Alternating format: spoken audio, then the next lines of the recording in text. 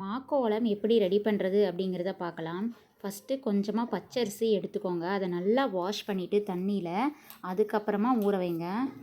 ஏன் அப்படின்னா அதில் அழுக்கெல்லாம் இருக்குல்ல, அதனால் நல்லா கழுவிட்டு அதுக்கப்புறம் ஒரு அரை மணி நேரம் ஊற வைக்கணும். இல்லைன்னா 1 மணி நேரம் ஊற வைங்க. அப்போ தான் நல்லா மாவு வந்து நைஸாக கிடைக்கும். அதே மாதிரி கொஞ்சமாக தண்ணி ஊற்றி நீங்கள் அரைச்சி எடுத்துகிட்டு வாங்க.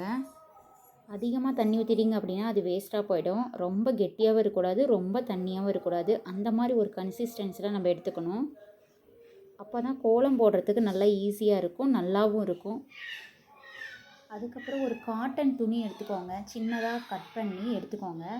அதை வந்து இதில் நினச்சி கொஞ்சமாக புழிஞ்சிட்டு கையில் எடுத்துக்கோங்க. கையில் எடுத்ததுக்கப்புறம் அந்த பெருவிரலால் அந்த கட்டை விரல் இருக்குல்ல, அந்த கட்டை விரலால் ப்ரெஸ் பண்ணிக்கணும். ப்ரெஸ் பண்ணிட்டு நம்ம மோதிர விரலால் தான் அந்த கோலத்தையே போட போகிறோம்.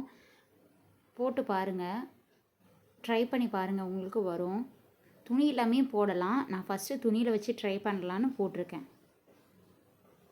அந்த காட்டன் கிளாத் எடுக்கும்போது சின்னதாக எடுத்துக்கோங்க. கொஞ்சம் பெருசாக எடுத்ததுனால அது கொஞ்சம் பட்டையாக வர மாதிரி இருக்குது.